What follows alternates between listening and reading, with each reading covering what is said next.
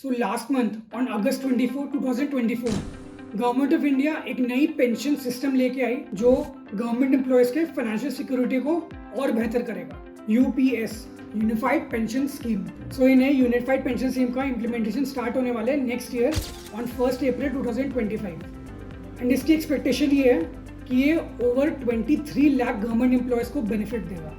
जो एम्प्लॉयज अभी currently NPS use कर रहे हैं उनके पास ऑप्शन होगा कि वो नए यूपीएस में शिफ्ट करें। तो चलिए इसके कुछ फीचर्स पर नजर डालते हैं।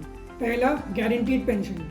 गवर्नमेंट एम्प्लॉयज को मिलेगा pension equal to 50% of their average basic salary over last 12 months before retirement. कि गवर्नमेंट एम्प्लॉयज को मिनिमम सर्विस करनी है up to 25 years. Second, family pension. अगर पेंशनर की डेथ हो जाती है तो पूरे फैमिली को मिलेगा 60% ऑफ pension amount. Third, minimum assured pension. So ये स्कीम गारंटी करती है a minimum pension of 10,000 rupees per month for retirees who have completed at least 10 years of service. Fourth, inflation indexation.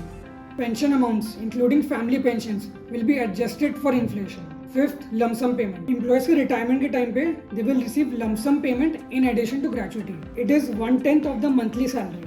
Basic pay plus DA for every 6 months of completed service. तो चलिए नए scheme को compare करते हैं with the existing NPS and old pension scheme. अगर employ contribution की बात करी जाए तो ओपीएस में कोई कंट्रीब्यूशन नहीं मिलता, वेयरएज एनपीएस एंड यूपीएस में कोई डिफरेंस नहीं है, वही सेम 10% ऑफ बेसिक पे प्लस डीए है। अगर गवर्नमेंट कंट्रीब्यूशन की बात करी जाए तो ओपीएस में फुल फंडिंग मिलती थी, एनपीएस में 14% ऑफ बेसिक पे प्लस डीए एंड यूपीएस में से बढ़ा दिया है 18.5% ऑफ बेसिक प्लस डीए। अगर पेंशन गारंटी की बात करी जाए तो ओपीएस में मिलता था, एनपीएस में नहीं मिलता था एंड जो नया यूपीएस है उसमें आपको गारंटीड मिलेगा। अगर मार्केट रिस्क की बात करी जाए तो एनपीएस में मार्केट रिस्क आपको मिलता था बट ओपीएस एंड यूपीएस में नहीं मिलेगा। इन्फ्लेशन एडजस्टमेंट की बात करी जाए तो ओपीएस में मिलता था, एनपीएस में आपको नहीं मिलता था बट यूपीएस में आपको वापस से मिलने लगेगा।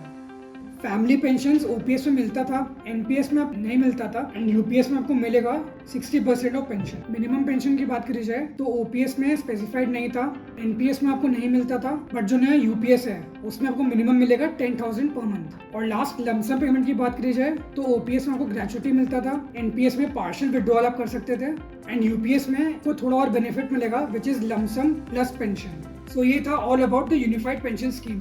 अगर आपके भी कुछ क्वेश्चंस हैं तो आप कमेंट्स में डाल सकते हो, हम ज़रूर उन्हें आंसर करेंगे। एंड अगर आपको वीडियो अच्छा लगा तो आप सब्सक्राइब करेगा एंड अपने फेलो इंडियंस के साथ ज़रूर शेयर करिए ताकि उनकी भी फाइनेंशियल लिटरेसी बढ़ पाए।